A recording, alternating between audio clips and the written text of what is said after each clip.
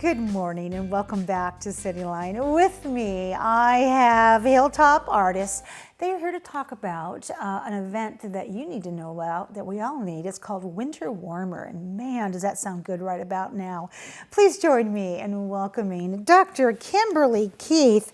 It's so good to see you. Likewise. You are the executive director, for people who do not know, of Hilltop Artists. I like to call you Dr. Kim or just Kim. Okay, can you hold up your ring? This is interesting. Now, this is a bee that was made at Hilltop Artists. I'm assuming it leads a pesticide-free life. Yes, it does. And you also have a swarm of bees in your ears. And I don't know if you can see the little smile on Let's this see how. bee's Okay, yeah, face. hold still. There it is. So, Oh, it does. anyway, it's just adorable. Okay, it just amazes me what comes out of this shop. So let's talk more to Miss Monique Simkova. What a great last name. Hello.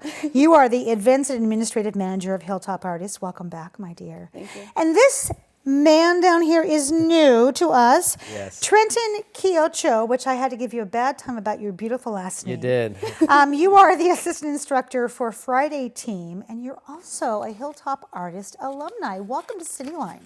It's a pleasure to be Great here. to have you here. All right, so rumor has it, but it's not really a rumor, it's a fact, because I saw it on Facebook, I saw it on Instagram, and you told me you have won a very prestigious award. Tell us about it. We have Hilltop Artists has been named Washington Organization of the Year. Yeah, I wish we had one of those sound bites. Yeah. Ah, the kids clapping. Yeah. Yeah, And so that's pretty exciting. very exciting. Association of Washington Generals is the body that appoints the Washingtonian of the Year and the Washington Organization of the Year. And we were fortunate enough to be named that, and it's pretty amazing. So how did you find out that you won this award? I mean, it wasn't like Melanie where she got the Nobel Peace Prize at 2 a.m. phone call, was it? It wasn't at 2 a.m, but it was a phone call from Lieutenant Governor Cyrus Habib. Oh, I love him. And we were chatting, and I thought he was calling for something completely different. To have lunch, because it's you.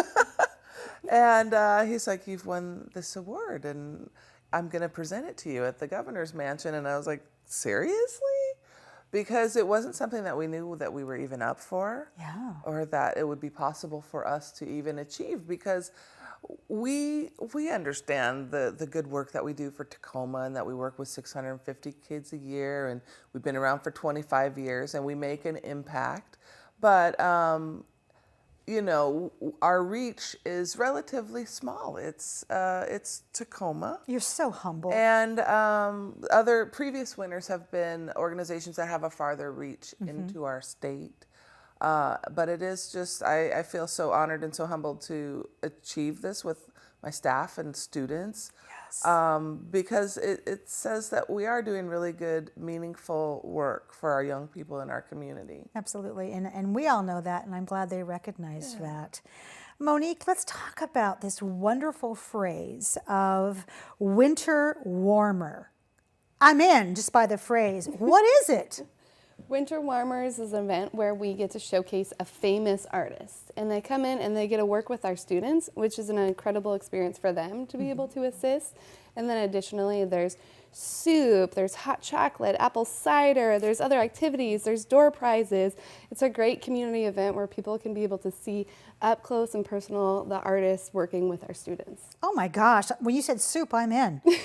So who are the featured artists? So we had Dante Marioni for January. Yes. We have Sabrina, Jenny and Sabrina. Jenny and Sabrina for February, and then for March we have Jen Ellick. I love that. Okay, so I know there's a ton more information that we're going to get to here as this segment rolls along, but Trenton, I want to talk about your journey with Hilltop Artists, because as I introduced you, you're an alumni. Yes, I am. So that means that you were there when you were in junior high. I actually started in high school. Okay. At Wilson High School in 2005, and started there, and then had an offer to join the production team a year later, and then from there until I was about 20, and then I got a job at Glassy Baby. And then I eventually came back as an instructor, so it's kind of come like full circle. Absolutely. Welcome back. Boy, are we lucky to have you. Yeah. That is incredible. So, now since you have that 180, and I'm going to call it almost a 360 now, how have you seen students grow through this assisting artists at the Winter Warmers event? Because this is huge to have an artist come in and to even get to watch them work, but they're actually assisting them, aren't they? Yes, I think it's a very rare opportunity in general to be able to assist an artist. So for them, a lot of them are really nervous, but this is our second year doing the Winter Warmers, and so we don't try to force them into working with them. We kind of give them the choice, and then they can decide what they want to do, if they want to hop in. And then I've seen relationships being built between the artists and the students to where some of the students actually assist artists on their own time after this. And that is what we call inspiration, right there. That is the journey that we hope every student figures out with these artists that come in. It's amazing. I want to just hang out and watch that. Kim, what can somebody expect in terms of coming to this event that Monique did not give us? Well, Monique painted a great picture of the event. I'm in. One of the things that I think is really amazing is you feel like you're a part of it, right? Because you're 4 feet away from Dante making a piece with our students, right? It's hot. It's wonderful to be at the Museum of Glass and to be in the amphitheater watching glass being made. But at Hilltop Artists, you're sitting right there with the artists. And so you feel like you're a part of it, and that's exciting. One of my favorite parts is I make s'mores for anybody who would like a s'more. You didn't say there was I'm chocolate going involved. to be an expert at that. And so that's really fun because, I mean, what's the fun of having fire all the time if you can't use it to make s'mores? Being a Girl Scout myself, you are. know. Yeah. Okay, so you heard it here first. I expect some s'more jewelry to come out of this. Maybe a s'more pendant or a charm bracelet or something. Oh. Wouldn't that be good? Little marshmallows, Why pieces of didn't I chocolate. think of that? Well, you can have it. You said it here first, so it is your idea. Okay. So, Monique, in your mind, because here you are organizing all this, and you're probably running around making sure all the details are taken care of. When you stop and look at those students, what do you think they get from this experience? Inspiration. Yeah, like absolutely. as you said before, like to be able to see an artist in their element gives them an idea of what their future can be. And it's beautiful. So Trenton, how does a student become selected to assist an artist? Because I imagine they're all thinking about it. They've all heard about it. So what do you look for? It's usually students that have kind of been in the program for a few years that have their skill levels a little higher and their confidence. So, like I said, we don't want to. Some of the beginners are really nervous around the artist. So a lot of the ones that assist are kind of the higher up on the team. So they've been in there for a few years. Some of them are seniors or in college level. Okay, and so they have the technical skill, but then does the inspiration come when you see the confidence grow? Oh yeah, definitely.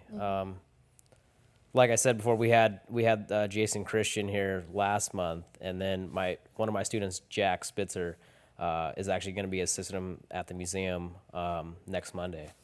Oh, I love that. Yeah. What a beautiful legacy of glass blowing, but also just soul growing that happens within this program. And that's what makes this program so award winning is that the kids do learn how to make beautiful things like what's on this coffee table, but it's the internal fire that really gets stoked, isn't it?